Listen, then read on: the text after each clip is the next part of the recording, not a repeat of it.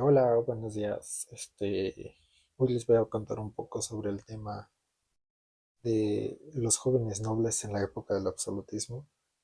Y bueno, sin más que decir, pues comencemos.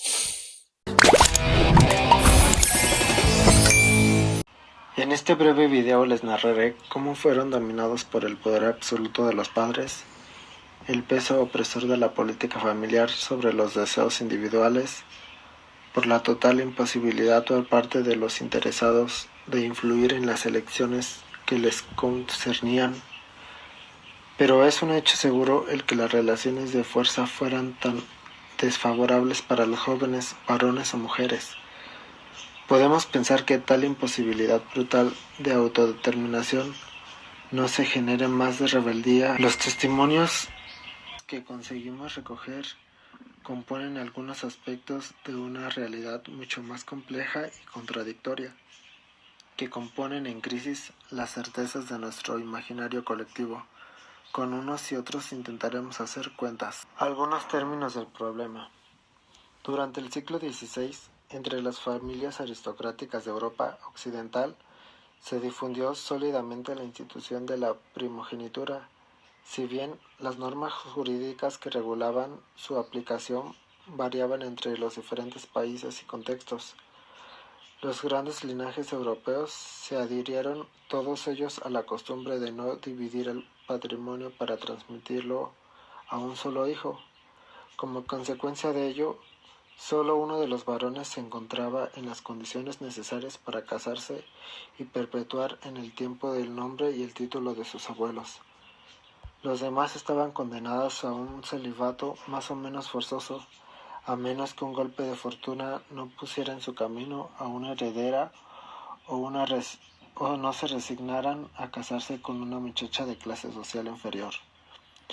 Cuando los documentos y el estado actual de las investigaciones permiten calcular los porcentajes, las cifras son muy claras.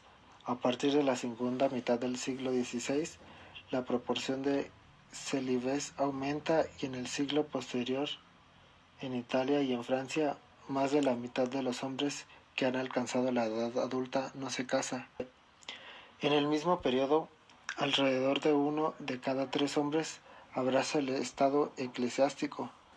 En Inglaterra el porcentaje de célibes disminuirá progresivamente, pero también en este país, entre finales del siglo XVII y principios del siglo XVIII, más de un tercio de los hombres adultos no llega al matrimonio.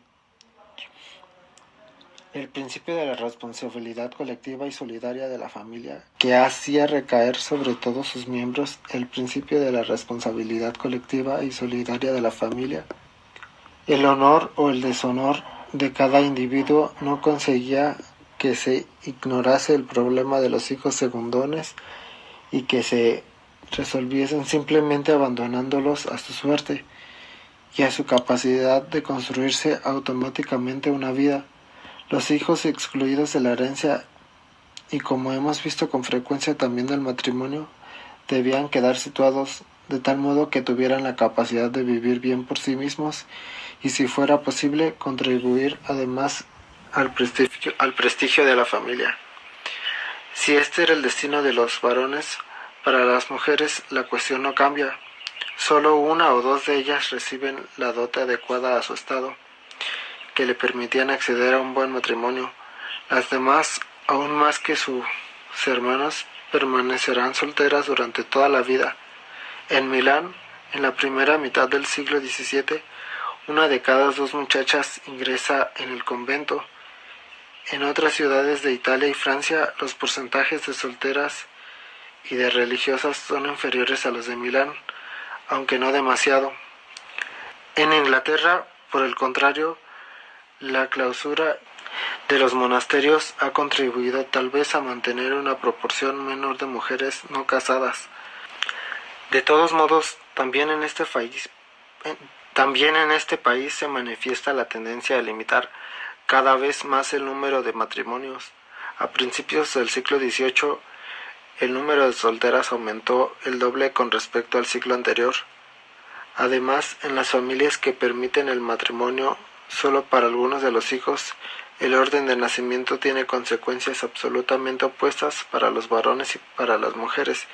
Mientras que el primogénito es salvo, el heredero del nombre y el título se encuentra pues en posición privilegiada respecto a la oportunidad de tomar esposa y tener hijos.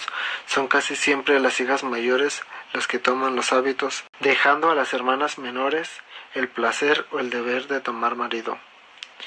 Los privilegios o las desventajas de la primogenitura suscitaban reacciones ambivalentes en los interesados.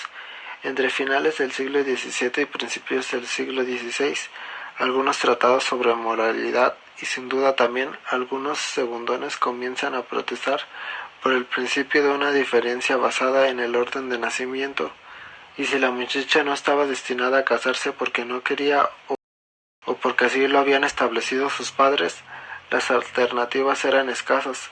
En los países católicos la única posibilidad que se les ofrecía a una mujer noble era el convento, y en los países protestantes ni siquiera cabía esta posibilidad. Y pues bueno, con esto le doy cierre al video y pues espero les haya gustado aunque sea un poquito. Y pues por mi parte es todo. Bye.